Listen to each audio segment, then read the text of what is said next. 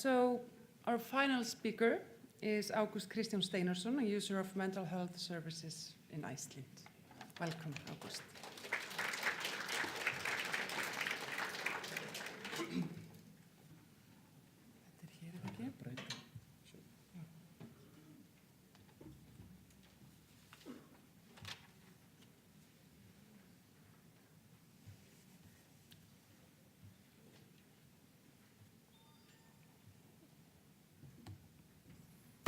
All right. Hi, everyone. So my name is Ágúst. This is me. I am a management consultant and a glacier guide. I want to become a storyteller. That's why I'm here. I like to tell my story and also publish a book that I've written, and hopefully some of you will enjoy the read. I also try out some music, and I pretend to be a musician, where I compose songs and perform for those who want to listen. Most importantly, I'm a father, and that's my role. So, my story is this line that you see over here. This is my life. And you can see it has had its ups and downs, for sure. A lot of good stuff and a lot of drama. You can see 5 peaks up there. Those are manic episodes where I completely lose my mind. There are valleys, which are me recovering from that. But there's more. You can see the long downward slope by the center of the line. That's where I had a digestive problem, where I had basically diarrhea for 5 years without any control for every day. And it didn't end too good because that led to cancer in my colon, which meant I had to go for surgery, and I have now an ostomy, which I still have. So that's my experience. I'm not going to talk about that here, but I feel it's important that you know where I'm from. My talk right now is about advanced directive, and I'm going to try to focus on that. And before I start the critical stuff, I'd like to say I am grateful for the help I have gotten from hospitals in Iceland. I am, however, critical. So, to be able to talk about advanced directive, I need to talk about the big picture, the elephant in the room, mental health care in Iceland. And to make it simple, because I have very little time, I want to look at the good and the bad. And being a mountaineer, I like to throw a mountain for the good stuff and something down below for the bad stuff. There are some things, and these are just the things that popped into mind when I was making these presentations. Some of them seem quite obvious. You shouldn't have to embrace them, but having experienced a lot of negative things throughout the times, these are really important things. For example, eye contact. That's something I really value, because I have experienced in many instances where doctors simply can't look me in the eye. And how can you trust someone with that? Joy.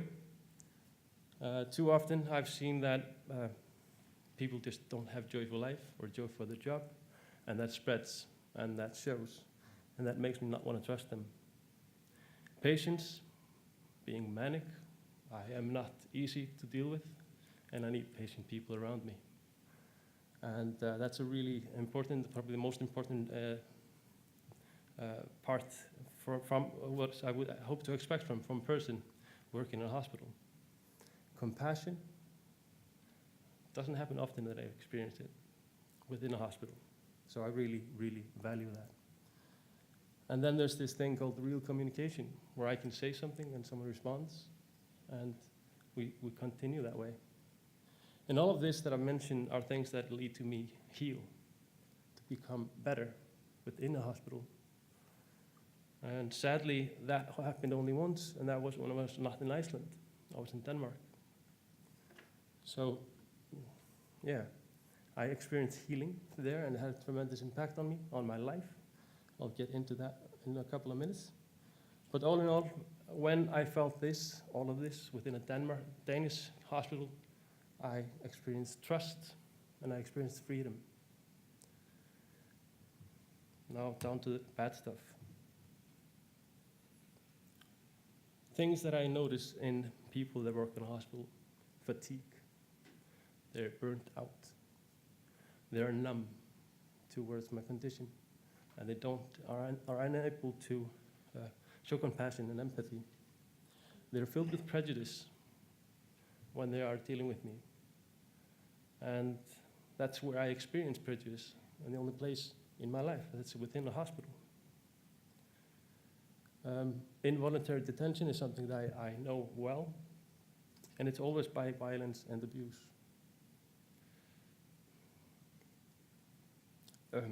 That's because I'm a fighter, and that's destructive. So I mentioned healing before. I mentioned destructive now, and that's what I've experienced all the 4 times. I've been in a hospital in Iceland where I should have been healing. And all of this is what I'm trying to say. I had no control, and that's what's been talking about before. And because of this, we call for something like advance directive. It's simple. Because we want control and experience some trust and freedom. Is that too much to ask?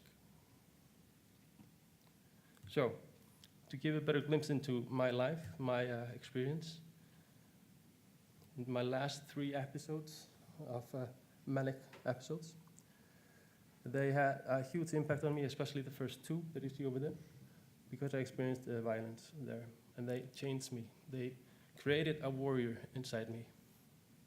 I didn't want to lose, and I fought for my life. In 2011, I fought, and I got the results. So when I came out of hospital, I had no belief in the healthcare system.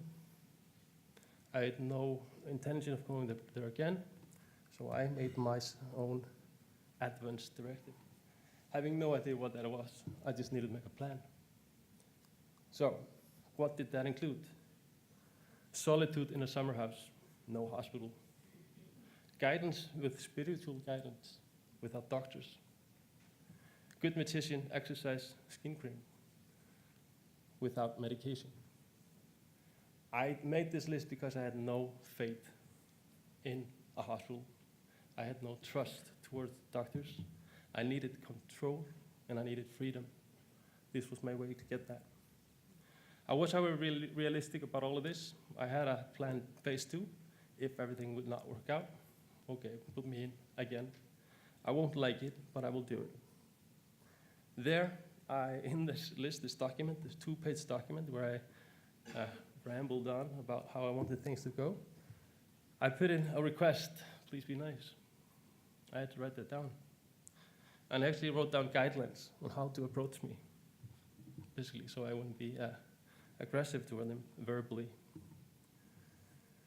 So I did this, life continued. I had gotten quite used to this process of going in a manic state. I never go into depression. And at that point, I would just continue cruising and continue fighting and surviving. That went okay, but until my life turned upside down when my wife, at that time, asked for a divorce. And that wasn't that fun. I had to fight for that one, and for a couple of weeks, I tried to get her back.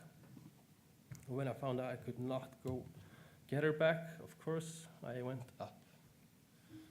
And this time I actually went literally up. I went in an airplane, ended in Denmark, on a square, naked, in a position like the Terminator, in the movie Terminator, when he landed on Earth. And I was laughing. And you can laugh now. It's okay to laugh about this, because if we don't laugh, we have shame, and I don't believe in shame. And that's why I'm telling you this right now. But the most interesting thing was I was in a hospital that healed me at that time. They used advance directive. No, sorry, they used, they leased me down. They tied me down for 2 days. They used all kinds of medication that I thought I did not like, but they did it in a way that helped me. That's what I learned. It's not really about what they're doing, it's about how they do it. They did it with compassion and love. And that was the difference. And that changed me. I got back to me. It was a big fall, though, coming out of that, and it took me quite some time to get back on track. But thankfully, I have not been manic since. It's 4 years and 6 months now. Before that, 3 times in 3 years. So I must be doing something right. And I like to say that the hospital was the starting point for that. They healed me. Again, I needed to make an advance directive, so I made a plan. The interesting thing is, that plan didn't have this control that was in the earlier one. It was simply guidelines for my family and me to have a shared understanding of what needed to be done. So there were 3 phases. Phase 1 was a symptom of really mild symptoms, which probably only me could understand. And then I would call my doctor, and they would increase medication. I would increase my medication on my own. Phase 2, I would be obviously manic, and the response would be go to the hospital. Phase 3, I would be at the psychotic state, and again, hospital right away, quickly. It's really interesting. I had actually forgotten this when I was asked to do this talk, so I went over these 2 documents that I made, and to see that they are written by the same person, it's incredible. The other interesting thing is, I decided to trust the hospital this time, because I had gained trust again in the mental health profession, and I could at least hope that they would do it right this time. That said, if there were other options, I would go somewhere else. So, control. I guess that's the theme word of this thing called advance directive. It means the power to influence or direct people's behavior or the course of events. And to me, advance directives should give us the power to influence. At least I feel like we should be able to trust doctors, but still have a lot of influence on what they do. So at least for me, if I would do an advance directive, I would not tell them exactly what to do step by step. I would hope that they would know what to do. But that addresses a bigger issue that needs to change. It definitely needs to change. That advance directive can't change. So in short, I feel that advance directive is a response to a broken system made to help broken people. It can influence freedom, trust, and control. But there's more that needs to be done. That's the monster that we call mental health care. And if advance directive does not fix the broken system, it can definitely stir it up. Thank you.